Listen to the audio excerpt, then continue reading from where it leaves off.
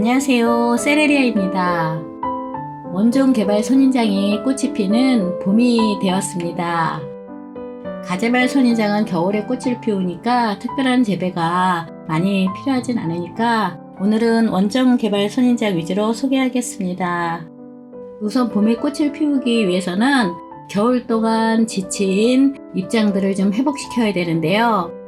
그래서 오늘은 영양제를 좀 줄 건데요. 제가 그동안 노란 액체 영양제 위주로 보여드렸는데 저는 가끔 다른 영양제도 좀 줘요. 그래서 시중에 보면 액상형 영양제도 많이 팔고요. 또는 이런 가루 형태도 많거든요.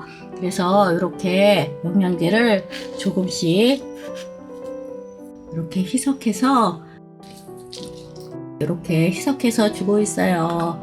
저희 집은 아직 꽃봉오리가 생기지 않아서 우선은 NPK가 골고루 들은 영양제를 줄 거고요.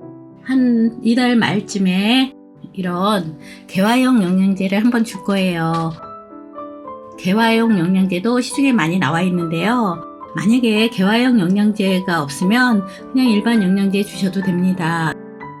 아랫지방이라면 이제 꽃봉오리를 만들어야 되니까 질소형 영양제보다는 이런 개화용 영양제를 주는 것이 더 좋고요. 그래서 이렇게 혼합해서 흔들어서 개발 선인장에게 물을 주면서 하나씩 보여드리겠습니다.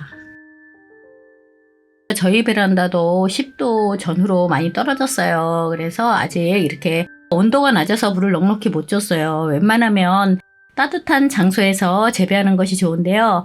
저처럼 식물이 많거나 그러면 모두 따뜻한 장소에 놓을 수 없어서 일부는 이렇게 고생을 시키고 있습니다. 그래서 저쪽에 따뜻한 데 있는 것은 멀쩡하고요. 좀 추운 데서 고생을 한 아이들은 이렇게 붉게 단풍이 졌는데요. 우선은 이렇게 한 송이가 먼저 피어있는 아이도 있네요. 그리고 요거는 로지아인데요.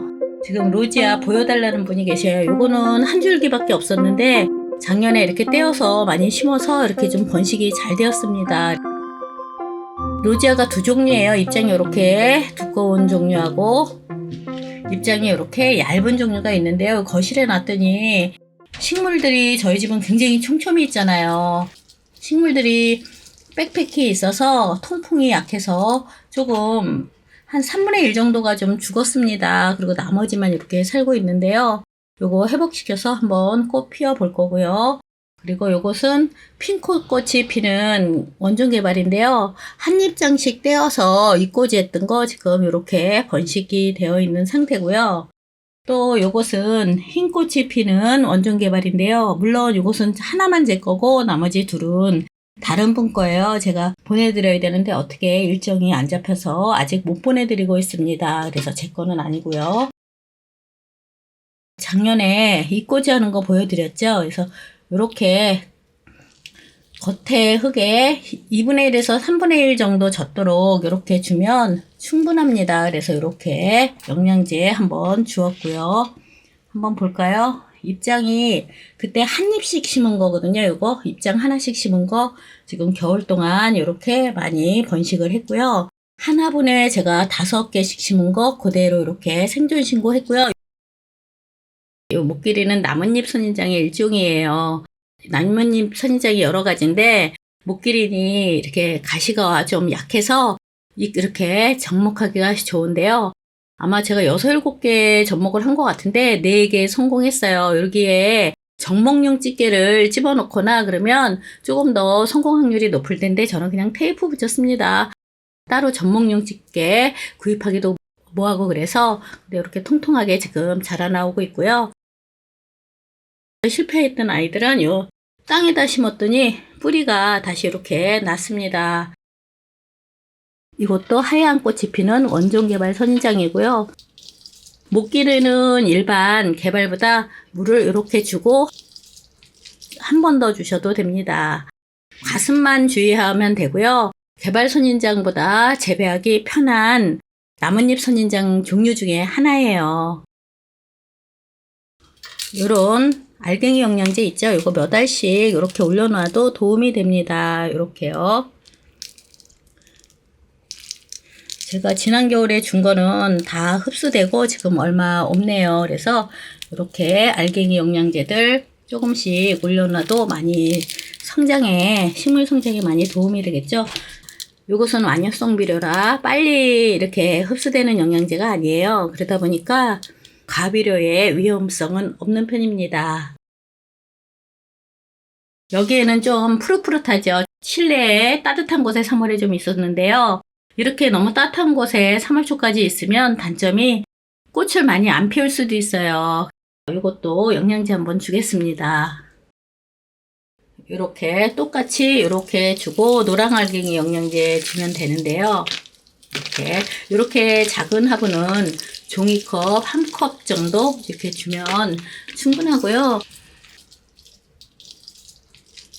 물 주는 주기는 흙마름이 집마다 다르니까 이렇게 작은 화분은 한 2주에 한 번, 일주일에 한 번에서 2주에 한 번 사이에요. 그래서 많이 잘 마르는 분은 일주일에 한 번, 좀 물마름이 안 좋다면 2주에 한 번, 한 달에 한두 번 정도 주시면 돼요. 그래서 통풍이 안 된다면 좀 이렇게 큰 화분은 넉넉히 주는 대신 한 달에 한 번씩 주셔도 되고요.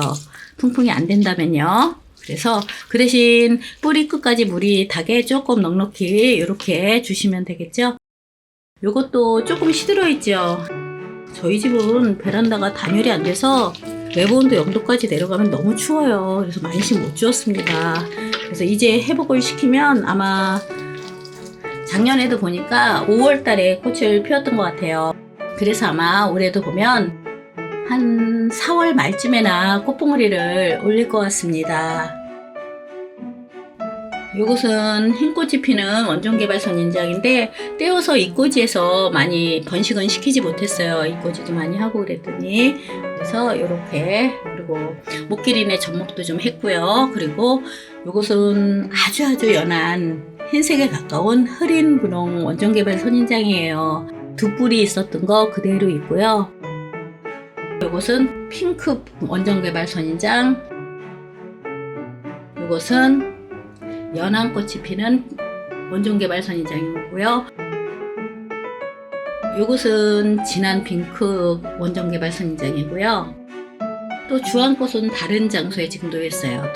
주황꽃 원종개발 선인장도 지금 있고요. 이것은 파종했던 흰꽃 원종개발 선인장인데요. 겨울에 관리를 잘 못해서 많이 살진 않았지만 지금 이렇게 잎장이 새로 나오고 있네요. 조금 크게.